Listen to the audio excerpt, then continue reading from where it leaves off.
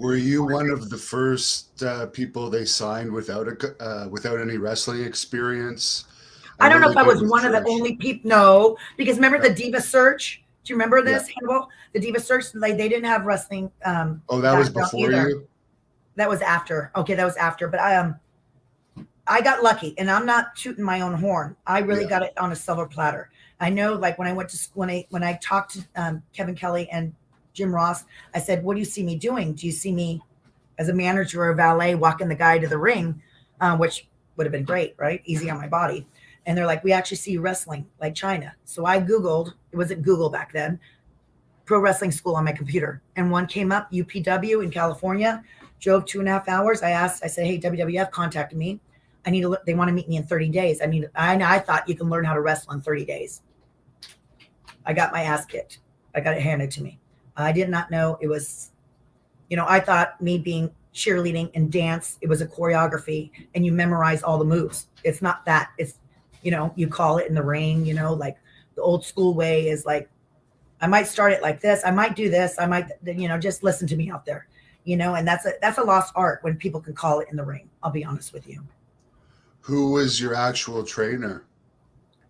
I went at UPW, and then Jerry Lawler came up to me because my foot in the door was the Godfather Ho.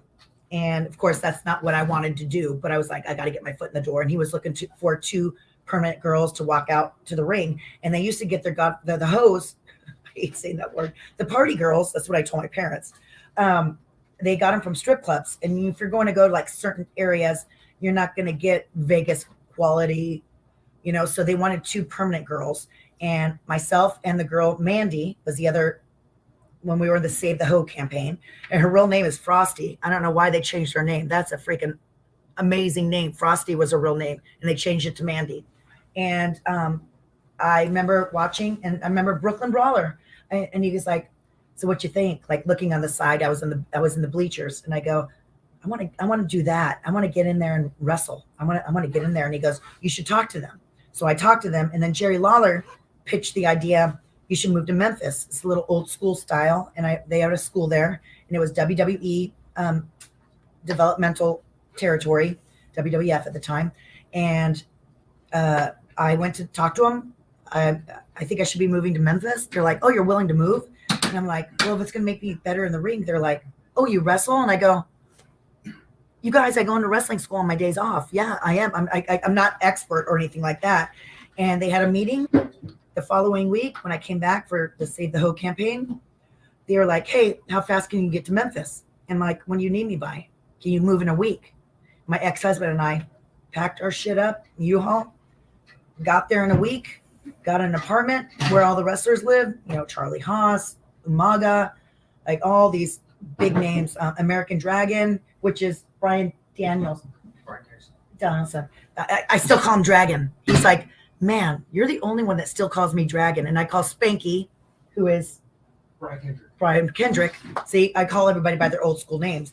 And it was a great school. And then that closed down, and then I got transferred to OVW. So my teachers were Regal, Tracy Smothers, oh my gosh, Jerry Lynn, Samoa Joe.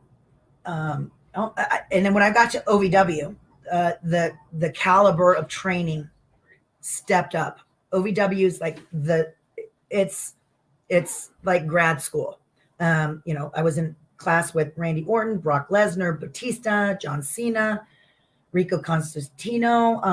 Oh my gosh, Shelton Benjamin. Oh my gosh, who else was there? Everybody that was there made it on TV. So like if when I always tell people, if you want to be a wrestler, there's a lot of sacrifice. You guys saw me cry last night. You sacrifice a lot. You don't go, "Hey, what's the school in my town?" No, if you want to be a wrestler, you go to the best school ever. You know what I mean? And Al Snow runs OVW now. And, he's the best, dude. He's really freaking amazing. But when I got to WWE, Fit Finley took on the women's division. And I'm going to tell you, dude, is no joke. He wrestled us like guys. It was really strong style, not stiff, safely snug. That's like what I like to say. But oh my gosh, Fit Finley is the one that made our division what it was. He took it serious. He got the girls probably as a joke. You get the women's division. Okay, I'm gonna make them killers. And so to this day, Fit Finley, amazing. A blessing for the women's division. Thank you for watching the Hannibal TV. Please like this video if you enjoyed it and click the subscribe button to not miss any of our latest shoot interviews, match videos, or news updates. Follow us on Twitter at the Hannibal TV for instant updates.